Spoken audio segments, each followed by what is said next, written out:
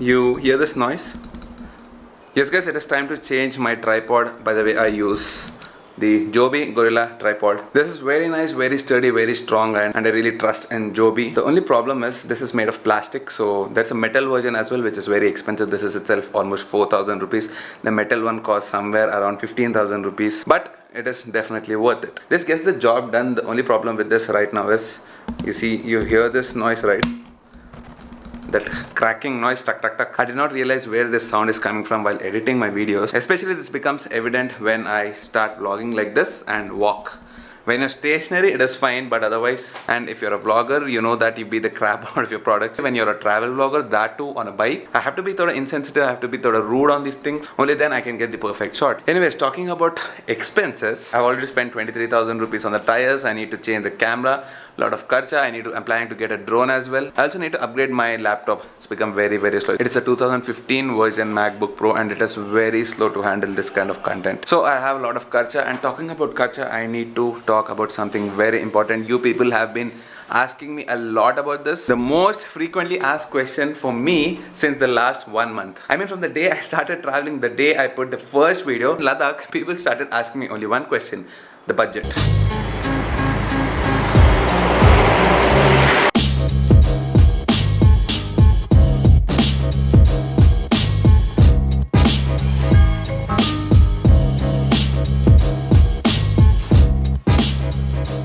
One more question I keep getting every time I finish my ride is, how do I manage to do such long rides without hurting my back or my butt?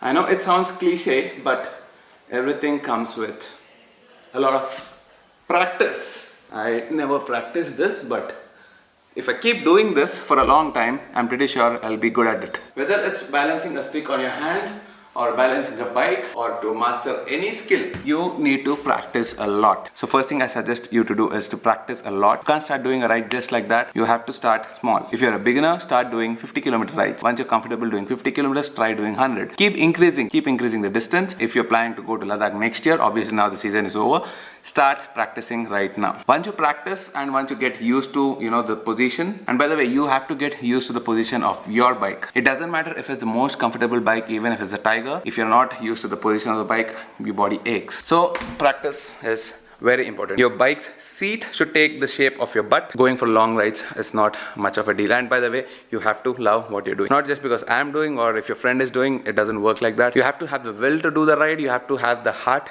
to do the ride. Before I talk about budget and all that, before we talk about money, if you want to become a proper rider, there are more important things you have to consider. This is not just street riding. This is not your gully car riding, guys. If you have great plans, you have big plans to travel India and all that, you have to have a few things in place before you think about budget. Higher budget zarur bataunga, but before that, these are the things you have to keep in your mind. Among all these things, the first thing is safety. Especially if you're doing a long ride, and even if you're doing a short ride, it is very important to wear gear. And don't even tell me that you cannot afford to buy gear. Gear is a little bit expensive, but if you can spend like 1 lakh or 2 lakhs on a bike, you can definitely allocate at least 10 to 20% of that money towards the safety of your body. You live in this. Because guys, the worst thing that can happen is when you bump into something or when you fall, the whole idea of riding just collapses. I'll give you a small example. Actually, I'm talking about my friend Naresh. Do you guys remember the video I made like 3 or 4 months back? Wait, did I influence you to get the Tiger? Well, the entire team. Team effort, huh? That bike is no more. Actually, Naresh went on a ride towards the south, and on his way back home, he was doing some 120-130 kilometers an hour. The bike was just 1 month old, and he met with a bad accident. The accident was so bad that he had to claim total loss. Imagine guys, the bike is just 1 month old and the bike was declared total loss by Triumph. They said the bike is beyond repair. But the main point you have to observe here is, because Naresh that day wore everything, like he wore top to bottom safety gear, and that is what saved him that day. So imagine a strong bike like Tiger that was declared total loss. Imagine the kind of impact he had in this accident, and he still walks unhurt today. That is only because of the safety gear. If I meet him soon, I'll definitely talk to him and ask him to tell the story what happened actually. And the only thing he'll tell you is how important safety gear is and how all that safety gear saved him that day. Even though he had all this safety gear, still he broke a lot of ribs. It's been a couple of months now and is now recovering. All good, no worries. Just a small flick of your bike and you might end in hospital. So the first mistake I've done when I'm going to Ladakh is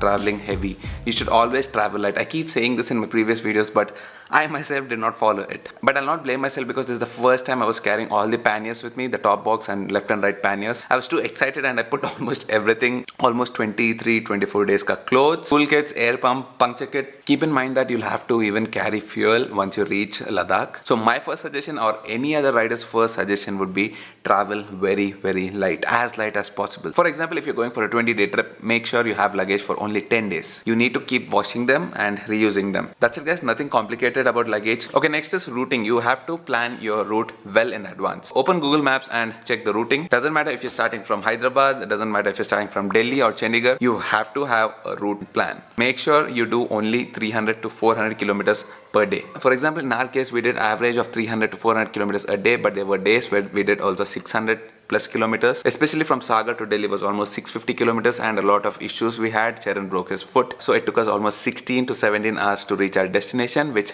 drained us out like mad. You will definitely have delays. Don't go by Google's time. You might beat Google's time sometimes, but it is not always the case. Kuch na kuch delays you will definitely have. Your bike might give you trouble, your health might give you trouble, there might be some band on the highway, the weather might be bad. So you have to consider all these environmental things. Because of this, you'll have to keep at least 2 or 3 days of buffer. Our ride plan was for 22 days and it stretched to 25 days. Before starting the ride itself, we had these things in mind. We were sure something or the other will definitely happen, and we kept a 3 or 4 days of buffer. Wherever we felt a little bit tired, we took an extra day off, especially while coming back. Going full maze mein you'll go, but while coming back you'll get a little bit tired. So in case you're really energetic and you're able to do it, do it. If you feel the need to take rest, definitely take rest. Don't stress yourself, don't push yourself. And then from Leh, you have to take permits. Yes, talking about permits, especially if you're planning to go to Nubra and Pangong, you need to have 2 permits. Permits cost you somewhere around 500 to 600 rupees. You'll have a lot of travel agencies in Leh town. You can approach these travel agencies. They'll cost you somewhere around 600 rupees per head for both the permits. Let's talk about fuel. Now, where all do you get fuel? Trust me guys, from Hyderabad till Ladakh, you don't have any problem. It's a proper national highway and you can get fuel anywhere possible. But once you reach Ladakh, udhar se thoda mushkil ho jayega. You have to have a fuel can with you. What we did was, we went from Leh to Nubra, and from there itself we started towards Pangong, and from Pangong we returned to Leh. So the problem is, right from Leh to Pangong via Nubra, you do not get fuel easily. Nubra mein you'll have one fuel place. If your tank capacity is big, I did not have any problem with the Tiger because it's got a big fuel tank, but otherwise generally fuel tanks are around 14 to 15 liters. So it is better to carry fuel. Carry at least 5 liters of fuel can with you at any given time. Worst case, you can find fuel in local villages, but you should not rely on that. Always have fuel with you. Also guys, what I've learned from my experience, especially after going to Ladakh, is that you have to be skilled with your bike. If you're going into off-road and all that, make sure you practice a little bit in off-road, because you've seen my videos where I fell like twice. If I had good practice, if I knew how my bike would respond in sand or in mud or in slush, I have a little bit of idea. That is the reason I was able to ride along with that much of luggage behind me, almost 70 to 80 kilos of luggage. Trust me guys, it was that much. The panniers itself unloaded without putting anything in the panniers,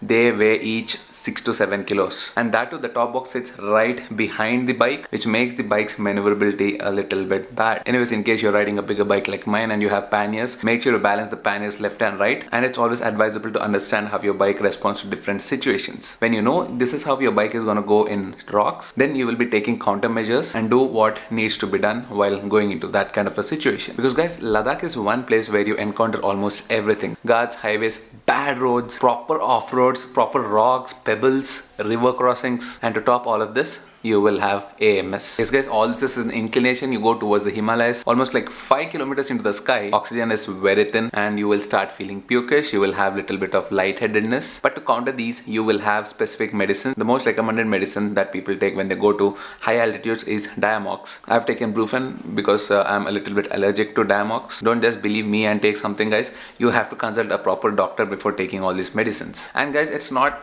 that much of a deal. You will feel a little bit pukish. Some people feel very bad, some people feel mildly okay. It all depends on the type of your body. But one thing is for sure, your body will get very tired easily. You'll feel breathless. Just take 10 or 15 steps and you're done. Anyways, all this pukish feeling, all this altitude symptoms will go after a couple of days. So when I was in Leh, I was feeling all this altitude sickness, but once I reached Nubra and Pangong, which are much higher in altitude than Leh, I got used to that altitude, and once I came back to Leh, it was like normal. It was like Hyderabad for me. And by the way, it is always better to go via the Srinagar route because it is a little bit easier than Manali route, and also because Manali the inclination is too fast. If you go via Srinagar, the inclination is slow, and by the time you reach Leh, it's gonna take a couple of days and your body gets used to altitude.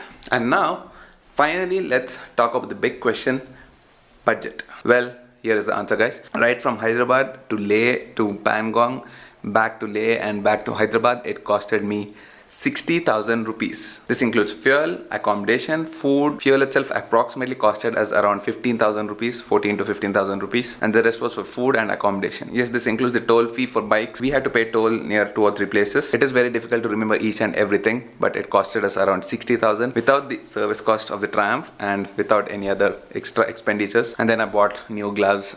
These are all extra. You shouldn't be counting that in the Ladakh budget. But yeah, if you have everything in place, if your bike is perfect, if you don't need any service and spares on it, if you just want to go to Ladakh and come back just for fuel, food, accommodation and permits, it will cost you. Keep 60,000 rupees in your wallet, you're good to go. I mean, not in your wallet, but you know what I mean, right? And for the non-bikers who wanted to visit Ladakh, biker or not, it is definitely nice to see at least once in your lifetime. You can book a taxi at Leh, which will cost you around 18,000 rupees for almost 3 days, I guess. My wife, along with her friends, came from Leh to Nubra, and the driver will stay with you. I mean, apne room mein nahi, he will take care of his own accommodation. So yeah, Leh to Nubra, Nubra to Pangong, and then Pangong back to Leh. All this will cost you 18,000 rupees for the cab. We got an Innova. Don't worry about AC and all. It is very cold there, so any cab will do. Just make sure that the condition of the vehicle you're traveling in is very good. 18,000 rupees is a little bit more for 3 days, but consider this, if you're like 5 friends, will definitely have a benefit because 18,000 by 5 is 3,000 change per head. Chalo then, these are the things you have to keep in your mind as a biker. I know a lot of people keep scaring you that Ladakh road is very bad, it's very difficult and all. It is difficult, no doubt, but if you have good practice and if you're really confident, it is pretty much doable. So in case you have plans to do Ladakh next year, definitely do it, but make sure to travel light, wear all the safety gear, and most of all, don't forget to have fun. Okay, now that I've given you a budget, I'm pretty sure most of you are already planning for the next year's ride. From my heart, as a human and as a rider, I wish you all the luck and I hope you people achieve your dream. I'm pretty sure everyone in India now knows the situation in Kerala. I mean, it is so saddening as I have so many subscribers from Kerala and I keep getting a lot of DMs from them. Even when I started my Ladakh trip, I got so many DMs wishing me good luck and they actually prayed for me to have a successful journey, and now is my time to help. And I'm really grateful to have so many subscribers. I'm sure most of my subscribers are really good-hearted people. I'm gonna put a link down below in my description where you can donate a little bit of money. It doesn't matter how much, it might be 50 rupees, it might be 100 rupees, it might be 1,000, 10,000, doesn't matter. All that matters is the intent, our intent to help the people of our country. Click on the link below that goes directly to the CM Distress Relief Fund.